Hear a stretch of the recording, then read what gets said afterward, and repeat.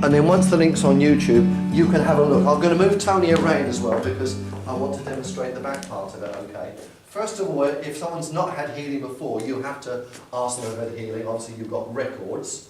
So basically, you need to explain how you're going to give healing to the person, because if they've not had it before, they don't know, so you do need to explain it. So I'm not going to go through that purpose of that, because you know what you're going to say. I want to go just show the mechanics of it. So basically what you're going to do, from our perspective, called the mechanics of healing, you're just going to put your hands on their shoulders, okay? And that's a little bit of attunement, just making that connection to that person, okay? And that's all you need. My hand will then go to the back of the neck, and my other hand, believe it or not, will go to like the lumbar area. And all I'm just saying to you, don't go below the belt area. You're either going to get a phone number or a slap. All right? Okay? Whether you like it or they like it, this is not healing, or that could be feeling, couldn't it? All right? So the hand's going to pass over very slowly. Whether you feel or whether you don't, you can move around if you can't see the back of this. And then that's the first movement. I'll repeat this twice, okay? I'm then going to come round to the side of the person, okay? Making sure if I've got dodgy knees or dodgy hips, I'm not leaning on my person. I'm just going to get down here and I'm creating more problems, okay? So one hand on the shoulder, I'll duplicate this with the other side.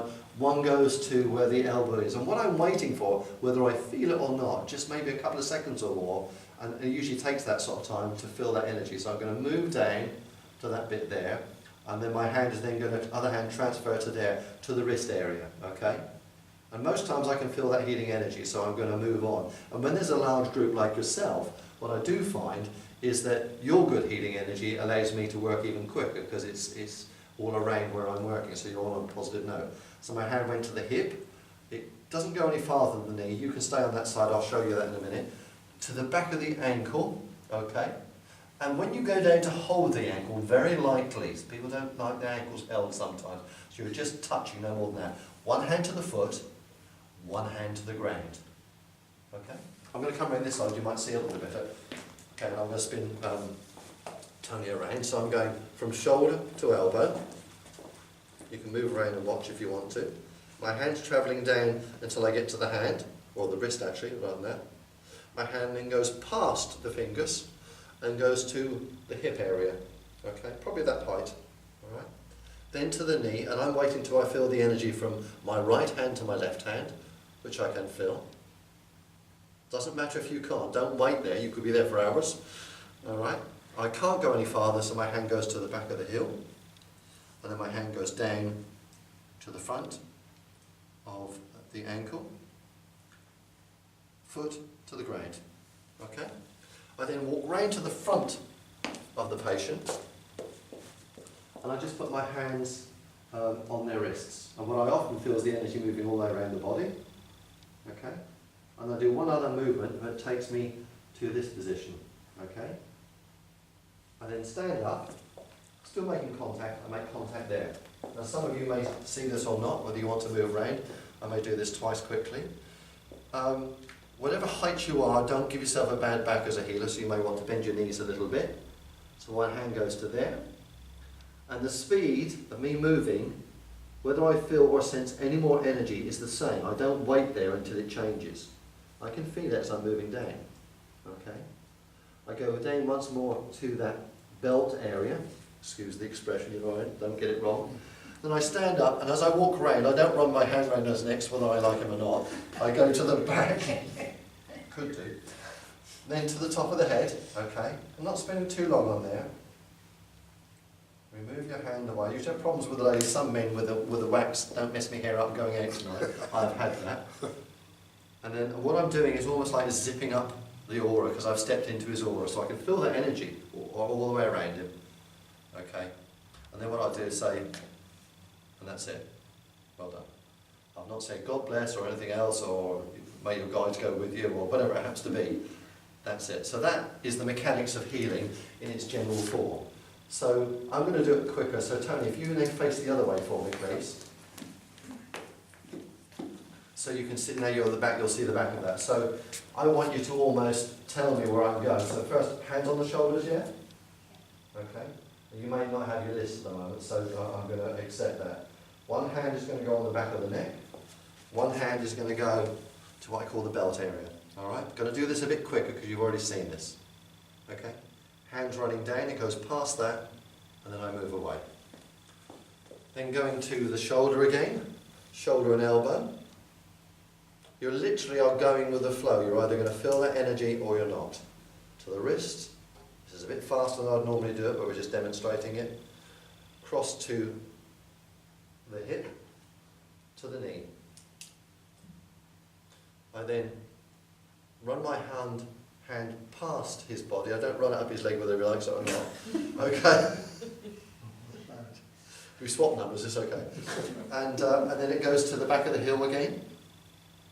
And then when I feel the energy from here to here, I go down to the ankle, to the foot, and to the ground. I'll walk around the back of the person again and do the same thing on this side. So it's the same process. Through that wrist, going past there. Hand goes to the belt area.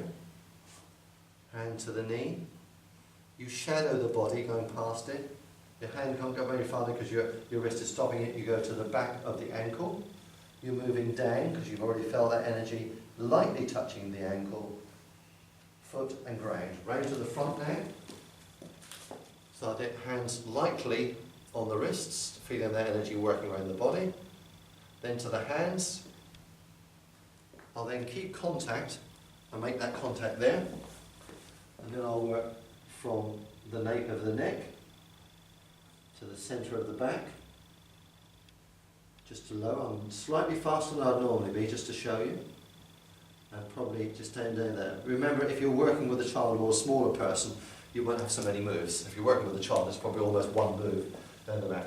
Hand on the back of the neck very gently, hand on the top of the head, move the hand out the way, just going to zip up the aura. Once more. And remember, if you are, some people, that's it, well done, don't move. If some people are talking to you while you're giving them healing, if they say things like, I suppose I'll never get better, you have to be very careful, because if they've relaxed with the healing, it's almost like slightly hypnotic, and I'll use it in the lightest of sense. So be careful what you say during that healing time. Some people want to be quiet, some people want to talk, but it doesn't really matter. What you've seen today is the mechanics of healing that we try to encourage you to do.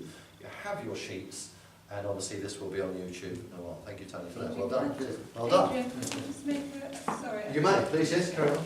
It's just about, we do have a few people within the church and within the healing group that can't bend down. So we do have a modified version of those that can't bend down, because there will be healers that have probably got several with poorly legs, and we do have a version where they can sit down. I'm glad I brought this lady. And they can Could sit you pass down. me a chair, please? Yes, certainly. For you. Because there are people that want to be healers. That's and a they very just can't valid bend down. point. And we have one very, very good healer that can't bend down, so we have a little bit of a modification.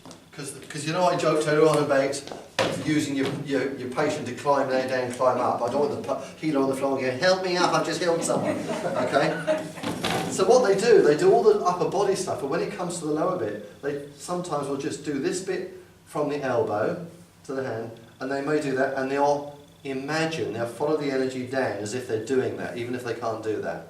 So I don't want anyone to put themselves into a position physically that they can't get themselves up from, or they've got any pain. So Roberta, thank you for that on that one, because we do have one or two healers who don't have full movement and would not be able to get themselves off the floor or off their knees. But so bear that in mind. If it needs to be modified, it will, and it's still as effective. But we try to encourage the mechanics of healing. So thank you all for listening. I'm going to stop it there, and you'll get a choice to sing that when you need to. Yeah. So the other version that you've talked about is people sitting in a chair, and that's quite good, because sometimes you'll get people in a wheelchair, and you can't throw them out of a wheelchair to give them healing or drop them on the floor. So you have a choice. Now, if you've got healing stools, which we have are similar to that, they're a lot harder than that one, but they're healing. But if you're people sitting on chairs to do healing, you can still do the same movement. Now, depending on the person and what you can do, what we used to do is actually move someone slightly forward so their back is away from the chair. So move yourself forward to the front of the chair so I can just get to the back. So then you can still work with the back if you can. But if they're suffering enough and they need the full support of the chair, that's absolutely fine. So you can heal on those chairs, and we used to do the same thing. So you could work all the way down, do all the same structural mechanics, and work on the back. Now, would you sit with your back to the chair there for me? Because it's good that you can do the same thing, because the energy will radiate through the chair. So as I'm working down, I obviously am not going to shove my hand down his back, whether I want to or not. I am going to work through the back of the chair, which could be, you know, a wheelchair. And we have worked with people like that. So I know that energy is going through there, okay? So that was the other way that you can do it if you're using that. Some people do some healing and they use couches and stuff like that, but I recommend that you probably don't use those unless you're doing Reiki treatments. That's something different. You don't want people in an altered state falling off a couch and saying, I think I need some more healing. But if you're using the chairs, that's a really good way of doing it. So if they can move forward slightly, that's fine, so it doesn't go too precarious. And if not, works. Like a bird on a tree, I'm just sitting here. I got time.